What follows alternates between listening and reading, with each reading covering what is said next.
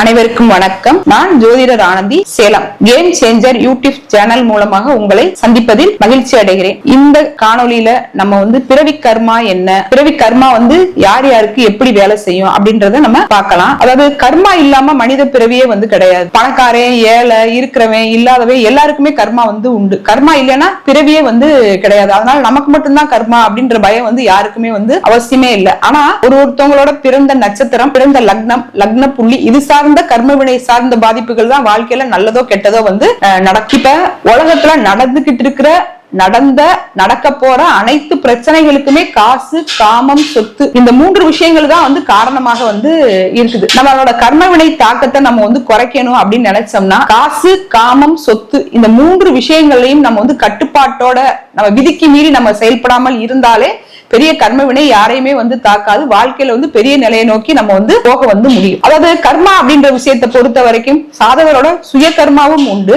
பாட்டனோட கர்மாவும் உண்டு, தந்தையோட கர்மாவும் உண்டு. இந்த மூணு விதமான கர்மாவின் மூலமா தான் நம்மளோட லைஃப் ரன் ஆகும்.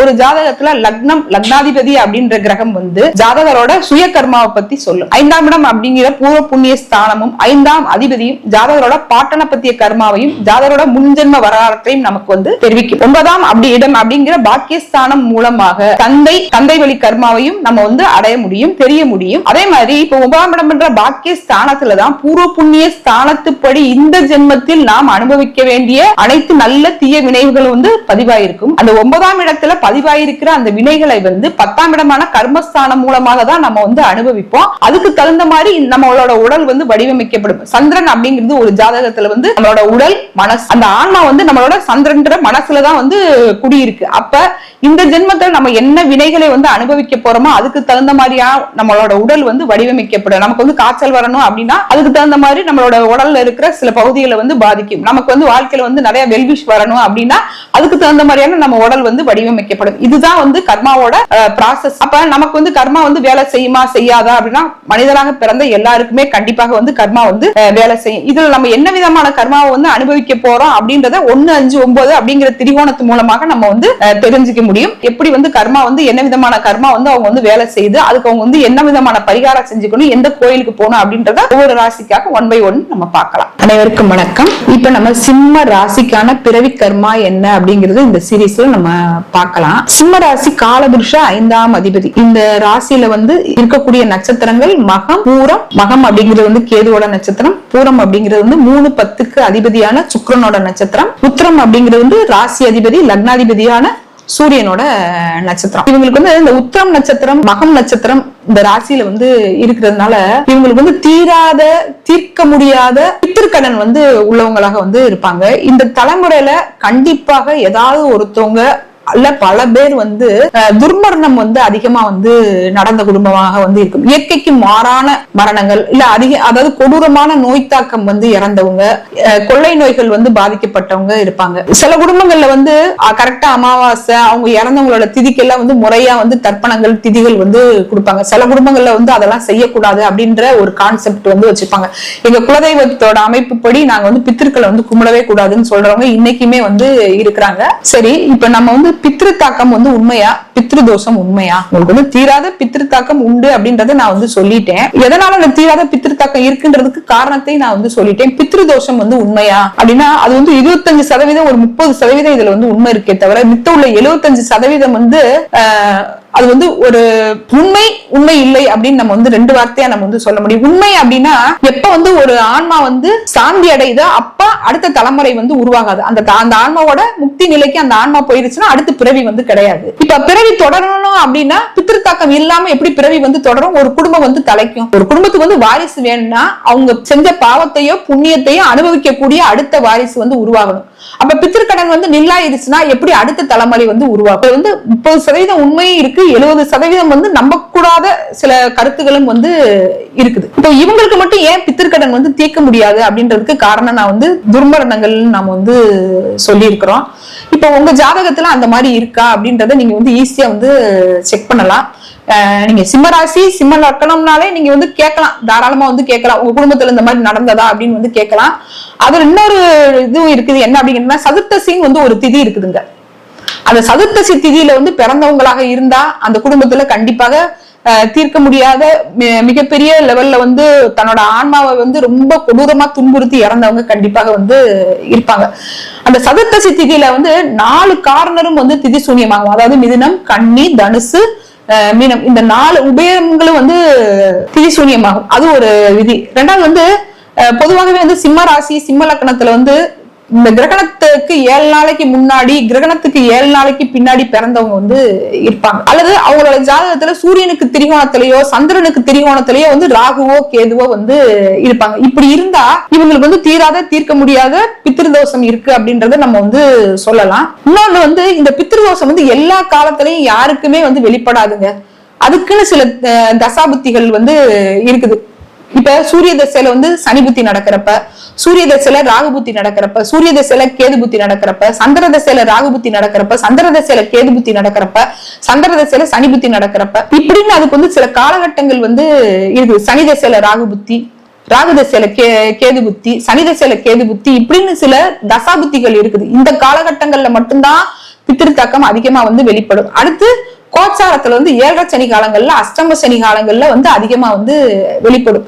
அப்ப மித்த காலங்கள் அதாவது ஒரு மனுஷன் வந்து பிறந்ததுல இருந்து 24/7 வந்து நமக்கு வந்து பித்ருதோஷம் வெளிப்பட்டுக்கிட்டே இருந்தா அவன் எப்படி வந்து வாழ்க்கையில வந்து முன்னேறது? பித்திருக்களோட ஆசீர்வாதம் இருக்கிற குடும்பமும் இருக்கு, பித்திருக்களோட தோஷம் வந்து தீர்க்க முடியாத குடும்பமும் வந்து இருக்குது. அப்ப உங்க ஜாதக ரீதியா நான் இப்ப சொன்ன பிளானட்டரி பொசிஷன் இருந்தால் அப்ப நீங்க ரெகுலரா வந்து பித்திருக்கள் வழிபாடு பண்ணிக்கிட்டே வந்து இருக்கணும்.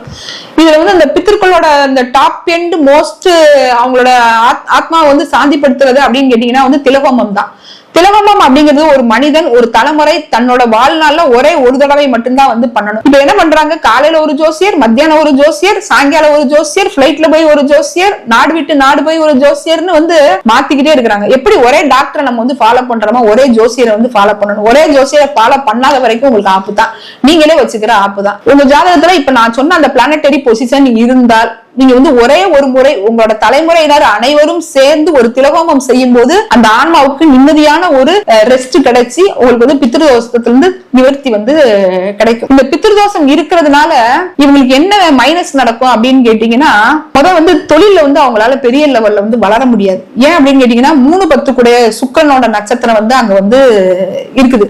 இன்னைக்கு பாருங்க, அந்த ஒருத்தவங்களோட இப்ப தகவல் தொடர்பு சாதனம்னு வந்து எடுத்துக்கங்க, யூடியூப், ஃபேஸ்புக், இன்ஸ்டா, இதுல வந்து தவறான வைரல் ஆகிறவங்க இருக்காங்க பாத்தீங்களா, இவங்க எல்லாம் வந்து இந்த 3-10 காம்பினேஷன் இருக்கிறவங்களாக இருப்பாங்க. இன்கேஸ் இவங்களுக்கு வந்து இந்த சுக்கிரன் வந்து 3ஆம் இடத்துலயோ 10ஆம் இடத்துலயோ ஆட்சி பலம் பெற்று இருந்தா அந்த தகவல் தொடர்பு சாதனங்கள் மூலமாக அவங்க வந்து வேர்ல்டு பாப்புலரா நல்ல விதமாக அவங்களுக்கு வந்து ரீச்சிங் வந்து கிடைக்கும். இது சுக்கிரன் வந்து 2ஆம் இடத்துல வந்து நீச்சமா இருந்துச்சுன்னு வச்சுக்கோங்க, அவங்களுக்கு வந்து தவறான வழியில அவங்களோட பிரபலம் வந்து கிடைக்கும். அந்த பிரபலம் வந்து அவங்களுக்கு வந்து பிராபலமாக இருக்கும். ஆனா இவங்க அடைக்கக்கூடிய இந்த பிரபலம் வந்து அந்த நல்ல வழியில அடையக்கூடிய பிரபலம் வந்து அவங்க வாழ்க்கையில வந்து எலிவேஷனாக வந்து இருக்கும். அப்ப ஒரு ஜாதகத்துல வந்து நல்ல விஷயமும் இருக்கு, கெட்ட விஷயமும் இருக்கு. இவங்களுக்கு வந்து வழிபாடு அப்படின்றத பொறுத்த வரைக்கும் நம்ம வந்து திலகோமம் சொன்னா கூட நிரந்தரமா இவங்க வந்து வழிபாடு பண்ண வேண்டியது வந்து திருநெல்வேலிக்கு பக்கத்துல வந்து, அதாவது தூத்துக்குடிக்கும் திருநெல்வேலிக்கும் மத்திய பகுதியில வந்து வரும், திருச்செந்தூருக்கும் பக்கமா தான் வரும், ராதாபுரம் விஜயாபதி கோவில்னு ஒண்ணு வந்து இருக்குங்க. அது வந்து விஸ்வாமித்திரருக்கு வந்து பிரம்ம ரிஷி பட்டம் கிடைத்த கோயில். அந்த கோவிலுக்கு நீங்க வந்து வருடம் ஒரு முறை வந்து போயிட்டே வந்து இருக்கணும். அதுவும் குறிப்பாக வந்து வருடத்துல ஏதாவது ஒரு பௌர்ணமியை நீங்க வந்து தேர்வு செஞ்சுக்கணும். நீங்க என்ன திதியில பிறந்தீங்கன்னு இருக்கு பாத்தீங்களா, அந்த திதி அன்னைக்கு போயிட்டு வரும்போது இன்னமும் ஒரு விசேஷமான பலன்கள் வந்து உண்டு. நம்ம வாழ்க்கையில நம்ம வந்து வெற்றி அடைய விரும்பணும் அப்படின்னு நம்மளோட ஜென்ம நட்சத்திரத்தை பிடிக்கணும், நம்மளோட திதியை பிடிக்கணும், நம்மளோட கரணத்தை வந்து பிடிக்கணும். இந்த 3 விஷயங்கள் மூலமாக தான் நம்ம வாழ்க்கையில வந்து வெற்றி அடைய முடியும். சிம்மராசியை பொறுத்த வரைக்கும் இந்த ராதாபுரம் விஜயாபதி அவங்க வந்து போயிட்டு வரணும். விஜயாபதி போயிட்டு வர வர அவங்களுக்கு வந்து நல்ல பலன்கள் உண்டு. அங்க வந்து இந்த நவகலச பூஜைன்னு ஒண்ணு வந்து செஞ்சு கொடுக்குறாங்க. அது செய்யும் போது அவங்களுக்கு வந்து நவகிரக தோஷமும் வந்து விலகுது. அங்க வந்து மண்குளியல்னு ஒரு பிரார்த்தனை வந்து இருக்குதுங்க. அந்த மண்குளியல் பிரார்த்தனையை செஞ்சுட்டு வரும்போது எவ்வளவு பெரிய கடன் இருந்தாலும் சரி, எவ்வளவு பெரிய நோய் இருந்தாலும் சரி, அவங்க வாழ்க்கையில வந்து அவங்க வந்து மீண்டு வரக்கூடிய சூழ்நிலைகள் வந்து உருவாகுது. இப்ப நம்ம வந்து என்ன விஷயம் நம்ம வந்து சொன்னோம், தீராத பித்திருக்கடன் பத்தி நம்ம வந்து பேசணும். நிறைய பேர் பாருங்க, சிம்மராசியில பிறந்தவங்க வந்து நல்ல நிர்வாக திறமை நிறைஞ்சவங்களாக இருப்பாங்க, அரசியல்ல இருப்பாங்க. ஆனா வந்து அவங்க வந்து அவங்களுக்கு பின்னால அவங்க கிட்ட கடைநிலை ஊழியராக ஜாயின் பண்ணவங்க எல்லாம் வந்து எம்பியாகவோ எம்எல்ஏ ஆகவோ ஒரு கவுன்சிலராக கூட வந்து இருப்பாங்க. ஆனா சிம்மராசி வந்து திறமை இருந்தும் வாழ்க்கையில வந்து நல்ல நிர்வாக திறமை இருந்தும் அதுக்குள்ள சாத்தியக்கூறுகள் இருந்தும் முன்னேற முடியாததுக்கு இந்ததான் வந்து காரணம். இப்ப நம்ம எந்த கோயிலுக்கு போனா உங்க வாழ்க்கையில வளர்ச்சின்றதை நம்ம வந்து தெளிவா சொல்லியிருக்கிறோம். இப்ப இனிமே உங்களோட பொறுப்பு என்ன? நீங்க அந்த கோயிலுக்கு போயிட்டு வந்து உங்க வாழ்க்கையில நீங்க வந்து வளர்ச்சி அடைய செய்யறதுதான் உங்களோட பொறுப்பு. நன்றி, வணக்கம். இப்ப ரொம்ப நாளா நீங்க வந்து பல ஒரு மன உளைச்சல் இருக்கீங்க, தீராத பிரச்சனைகள் வந்து பல வருடமாக இருக்குது அப்படின்னா பிரசன்னம் பார்த்து அதுக்கு முறையான தீர்வுகள் உங்களுக்கு ஏற்பாடு பண்ணி தர முடியும். நல்ல குழந்தைகளுக்கு வந்து நல்ல பேர் வச்சு கொடுக்கறது, தொழில் நிறுவனத்துக்கு நல்ல பேர் வச்சு கொடுக்கறது, அதிர்ஷ்ட ரத்தினங்கள் வந்து தேர்வு செஞ்சு கொடுக்கறது, இந்த மாதிரி உங்களுக்கு என்ன விதமான தேவைகள் இருக்குதோ அதுக்கு வந்து நம்மளால தீர்வு வந்து கொடுக்க முடியும். இப்படி உங்க வாழ்க்கைக்கு என்னென்ன தேவையோ அனைத்து தேவைகளுக்கும் என்னை வந்து வாட்ஸ்அப் மூலமாக வந்து தொடர்பு கொள்ளலாம். என்னோட போன் நம்பர் வந்து 9865220406.